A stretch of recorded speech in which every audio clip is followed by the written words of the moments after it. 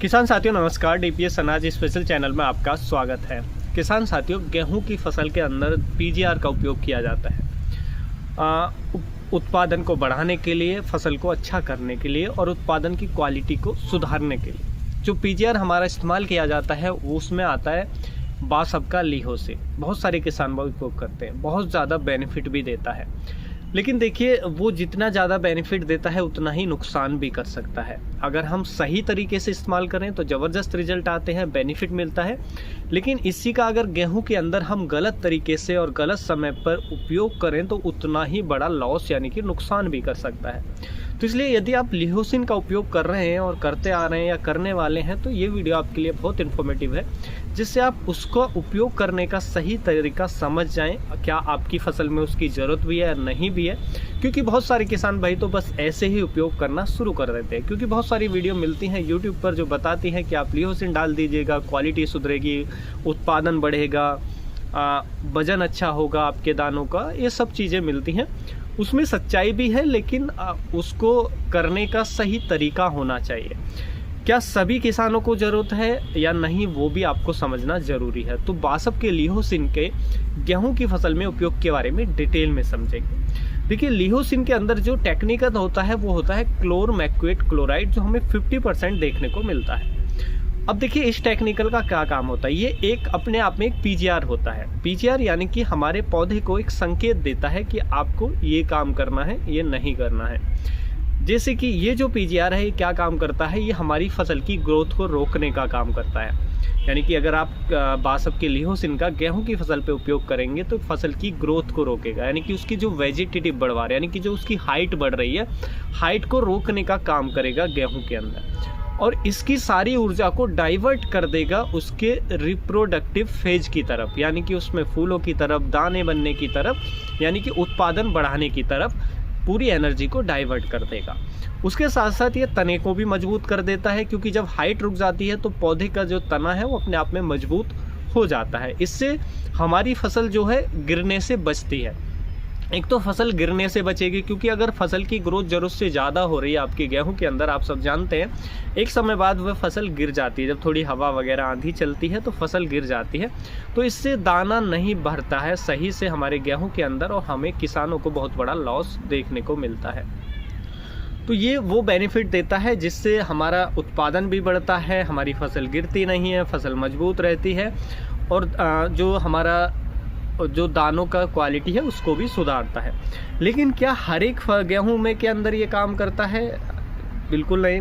ऐसा बिल्कुल नहीं कि मान लीजिए आपकी फसल की ग्रोथ पहले से नॉर्मल चल रही है और आप उसमें लिहोसिन का उपयोग कर रहे हैं तो ये उल्टा नुकसान कर देगा, क्योंकि ग्रोथ को ज़रूरत से कम कर देगा। ग्रोथ ज़रूरत के हिसाब से भी नहीं बढ़ेगी तो उससे भी नुकसान होगा।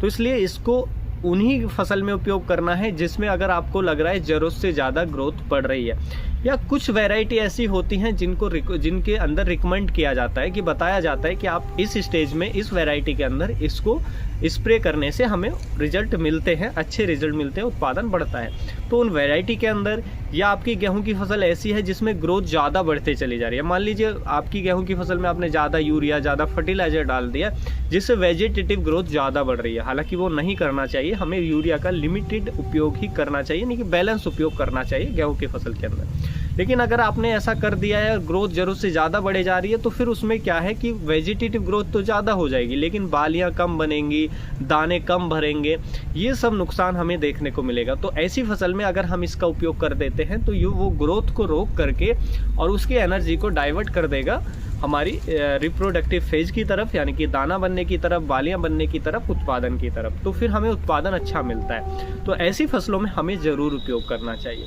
देखिए, इसको कब कब उपयोग कर सकते हैं कि हमें जो उपयोग करना होता है, पहला जो उपयोग करना होता है इसका लिहोसिन का, वो करना होता है जब हमारी फर्स्ट नोड बनना स्टार्ट होती है। फर्स्ट नोड स्टेज में हम इसका उपयोग कर सकते हैं, जो लगभग 50 बुवाई के 50 दिन के आसपास हमें देखने को मिलती है। तो पहला स्प्रे हम जब कर सकते हैं, वो भी स्प्रे जो करना है इसका 2 ml पर लीटर के हिसाब से करना है, वो आगे बात करेंगे और डिटेल में। तो पहला स्प्रे हम उस समय कर सकते हैं और दूसरा स्प्रे हम इसके मैक्सिमम 2 स्प्रे ले सकते हैं। दूसरा स्प्रे हमारा जो झंडा पत्ती स्टेज जो वो निकलना शुरू होती है, जो लगभग 75 दिन के आसपास देखने को मिलती है। अलग अलग वैरायटी में थोड़ा आगे पीछे हो सकता है।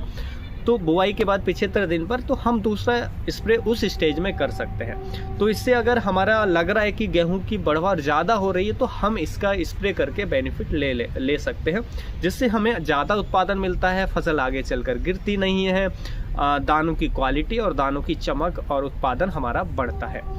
लेकिन अगर फसल की ग्रोथ पहले से बहुत कम हो रही है, धीमी हो रही है, तो ऐसी फसल में बिल्कुल भी हमें उपयोग नहीं करना चाहिए, आपको ध्यान रखना है। इसके साथ साथ हम एक जो रिकमेंड किया जाता है वो है हमारा फंजीसाइड टेबुकोनाजोल, तो हम वो भी डाल सकते हैं। देखिए अगर ज़रूरत है तो डाल दीजिए, नहीं तो आप उसको छोड़ भी सकते हैं। उसको डालने से बेनिफिट ये होता है कि आपकी फसल के अंदर रोग प्रिवेंट हो जाएंगे, क्योंकि गेहूं की फसल के अंदर बहुत सारे फंगल इन्फेक्शन आते हैं जिसकी वजह से रोग बढ़ता है, तो रोग को ये नहीं आने देता है। तो आप इसको और उसको दोनों को मिला करके, यानी कि लिहोसिन को टेबुकोनाजोल को मिला करके स्प्रे कर सकते हैं। रोगों की समस्या नहीं लग रही है तो आप सिंगल भी स्प्रे कर सकते हैं। तो लिहोसिन की डोज 2 ml पर लीटर के हिसाब से, टेबुकोनाजोल की जो डोज है फंजीसाइड की 1 ml पर लीटर के हिसाब से आप दोनों को मिला करके अपनी फसल पे स्प्रे कर सकते हैं। और 2 स्प्रे से ज़्यादा आपको बिल्कुल नहीं लेना है, वो भी अगर आपको ज़रूरत लग रही है तो उसके हिसाब से यूज कर सकते हैं।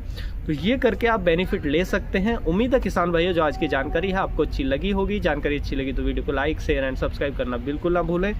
फिर मिलेंगे हम आपको एक और नई वीडियो में नई जानकारी के साथ। तब तक के लिए आप अपना ख्याल रखें। धन्यवाद।